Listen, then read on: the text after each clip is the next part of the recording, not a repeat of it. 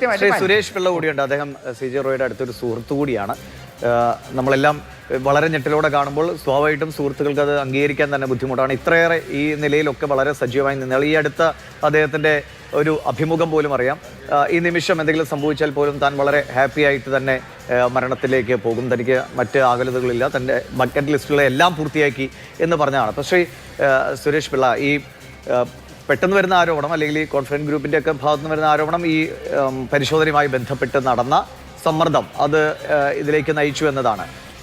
താങ്കൾക്കറിയുന്ന CJ Roy ഇങ്ങനെ ഒരു ഘട്ടം വരും. കാരണം ഈ 10-20 വർഷം കൊണ്ട് ഇത്രയും 10,000-കണക്കിന് രൂപയുടെ ആസ്തിയിലേക്ക് വളരണമെങ്കിൽ എത്രത്തോളം മനോധൈര്യത്തോടെ മുന്നോട്ട് പോയാലാണ് നമ്മുടെ നാട്ടിൽ ഇങ്ങനെ ഒരു സാമ്രാജ്യം കെട്ടിപ്പടുക്കാൻ കഴിയും. അപ്പോൾ അങ്ങനെ മുന്നോട്ട് പോയ ആൾക്ക് ഈ ഒരു ഘട്ടത്തിൽ ആ ഒരു മനോധൈര്യം നഷ്ടപ്പെട്ടു പോകുമെന്ന് നമുക്ക് വിശ്വസിക്കാനും കഴിയില്ല. അങ്ങക്ക് എന്താണെന്ന് തോന്നുന്നു? അങ്ങയുടെ ഒരു അടുത്ത പരിചയം ഉള്ള ആളെന്ന നിലയ്ക്ക് ഇത് കേട്ടപ്പോൾ എന്ത് തോന്നുന്നു? എന്താണ് അങ്ങയുടെ ഒരു സംശയമോ അല്ലെങ്കിൽ ഇപ്പോഴത്തെ ഒരു അനുഭവം? തീർച്ചയായിട്ടും വളരെ ഞെട്ടലോടാണ് ഞാൻ ഇത് കേട്ടത്. കാരണം ആർക്കും അദ്ദേഹത്തെ അറിയുന്ന ഒരാൾക്കോ അല്ലെങ്കിൽ അദ്ദേഹത്തെ നേരിട്ടോ അല്ലാതെയോ എങ്ങനെയെങ്കിലുമൊക്കെ കുറച്ച് നാളായിട്ട് മലയാളികൾക്കൊക്കെ അറിയാം CJ റോയി കോൺഫിഡൻസ് ഗ്രൂപ്പ് എന്ന നിലയിലൊക്കെ. അപ്പൊ ഈ വാർത്ത കേട്ടവർക്ക് ആർക്കും ഇപ്പോഴും അത് വിശ്വസിക്കാൻ പറ്റുന്നില്ല. കാരണം എല്ലാവരും പറഞ്ഞ പോലെ അദ്ദേഹം ഒരു ലൈഫ് ഒരു ആഘോഷമാക്കി കൂടെ ഉള്ളവരും അദ്ദേഹത്തിന്റെ ചുറ്റുപാടുള്ളവരൊക്കെ ആയിട്ട് പോയിക്കൊണ്ടിരിക്കുന്ന ഒരു രീതിയിലുള്ളതാണ്. അപ്പൊ എനിക്കറിയാവുന്ന റോയ് സാർ എന്ന് പറഞ്ഞാൽ അദ്ദേഹം ഹോസ്പിറ്റാലിറ്റി ആയിട്ട് ബന്ധപ്പെട്ടാണ്. അദ്ദേഹം ഒരു മലയാളികളുടെ ഇടയിൽ വളരെ ചുരുക്കം ചില ആളുകൾ എന്ന നിലയിൽ ഹോസ്പിറ്റാലിറ്റിയുടെ മേഖല എന്താണ്, അതിന്റെ കറക്റ്റ് രീതി എന്താണ് അതിന്റെ ലക്ഷറി എന്നൊക്കെ അടുത്തറിഞ്ഞ ഒരു വ്യക്തിയാണ്.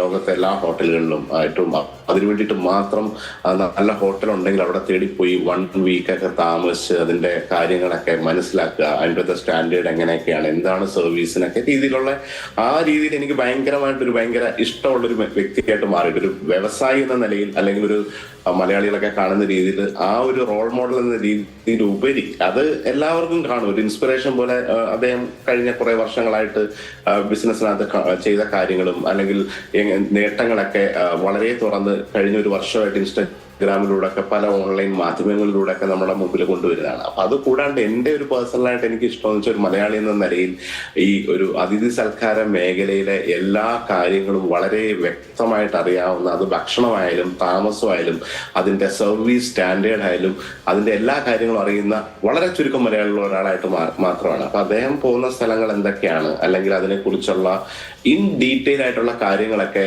ചില സമയങ്ങളിൽ വീഡിയോയിലായിട്ട് പറയും, അദ്ദേഹത്തിന്റെ സുഹൃത്തുക്കളൊക്കെ ആയിട്ട് പറയും. അത് മിഷലിൻ സ്റ്റാർ റെസ്റ്റോറന്റ് ആയിക്കോട്ടെ അല്ലെങ്കിൽ പഞ്ചനക്ഷത്ര ഹോട്ടൽ ആയിക്കോട്ടെ, ചെറിയ സ്ഥാപനങ്ങളായിക്കോട്ടെ. അപ്പൊ അതൊക്കെ കാണുമ്പോഴാണ് നമുക്ക് മനസ്സിലാവുന്നത് ഇങ്ങനെ ഇത്രയും ഈ ഒരു ചെറിയ പ്രായം അല്ലെങ്കിൽ 59 അല്ലെങ്കിൽ അതിൽ താഴെ 60 വയസ്സിൽ താഴെയുള്ള ഒരു വ്യവസായ സാമ്രാജ്യം കെട്ടിപ്പടുക്കി അല്ലെങ്കിൽ ഇത്രയും കേരളത്തിലും അല്ലെങ്കിൽ ബാംഗ്ലൂർ അല്ലെങ്കിൽ ഇന്ത്യയിലെ പല സ്ഥലത്തും ഇന്റർനാഷണൽ ആയിട്ടൊക്കെയുള്ള ബിസിനസ് ഒക്കെ ചെയ്ത് വലിയ ബന്ധങ്ങളുള്ളൊരു മനുഷ്യൻ ഈ ഒരു ഡിസിഷൻ എടുക്കുക എന്നൊക്കെ പറയുക എന്ന് പറയുന്നത് ചിന്തിക്കാൻ പറ്റുന്നില്ല. അപ്പൊ അങ്ങനെ ഒരു ഡിസിഷൻ എടുക്കണമെങ്കിൽ എന്തുമാത്രം സമ്മർദ്ദത്തിലൂടെ പോയിട്ടുണ്ടാവും. അപ്പൊ അദ്ദേഹം തന്നെ പല സമയങ്ങളിൽ പറയുന്നത് നമുക്കറിയാം. പ്രത്യേകിച്ച് ഈ ഒരു ബിസിനസ് ഇന്ത്യയിൽ നമ്മൾ ചെയ്തു വരുമ്പം പല സമ്മർദ്ദങ്ങളൊക്കെ അതിജീവിച്ചിട്ടായിരിക്കും ഒരു വലിയൊരു സാമ്രാജ്യത്തിന്റെ ഉടമയൊക്കെ എത്തുക. അപ്പൊ ആ വ്യക്തിക്ക് ഇങ്ങനെ ഒരു നിമിഷം എങ്ങനെ അത് കൈകാര്യം ചെയ്യാൻ പറ്റാതെ പോയ ഏത് അവസ്ഥയിലൂടാണെന്നുള്ളതാണ് അദ്ദേഹത്തിന് അടുത്തറിയുന്നവരും എല്ലാവരും ഇങ്ങനെ നോക്കിക്കാണുന്നത്. അപ്പൊ പലതരത്തിലുള്ള അനുമാനങ്ങൾ ആളുകൾ പറയുകയാണ്. തീർച്ചയായിട്ടും എന്താണ് അതിന്റെ സത്യാവസ്ഥ എന്ന് അറിയാൻ മലയാളികളായിട്ടുള്ള എല്ലാവർക്കും അല്ലെങ്കിൽ ബിസിനസ് മേഖലയിലുള്ള എല്ലാവർക്കും വലിയൊരു ആഗ്രഹമാണ് ഈ ഒരു രീതിയിൽ, അതും CJ റോയിയെ പോലെ ജീവിതം ആഘോഷമാക്കിയ ഒരു വ്യക്തി എന്ന നിലയിൽ. തീർച്ചയായും ദുരൂഹത നിറഞ്ഞു നിൽക്കുകയാണ്. ഇപ്പോഴും അതിലൊരു ക്ലാരിറ്റി വന്നിട്ടില്ല. കോൺഫിഡൻസ് ഗ്രൂപ്പിന്റെ ഭാഗത്തു നിന്നുള്ള ഒരു ആരോപണം മാത്രമാണ് ഈ സമ്മർദ്ദം എന്നത്. ഇപ്പോൾ ഇൻകം ടാക്സ് ഡിപ്പാർട്ട്മെന്റ് അവരെങ്ങനെയാണ് ഈ നടപടിക്രമങ്ങൾ നടത്തിയതെന്ന് വ്യക്തമാക്കിയതിനെ കുറിച്ചാണ് ശ്രീ വിജയകുമാർ സൂചിപ്പിക്കുകയും ചെയ്തത്. ഇനി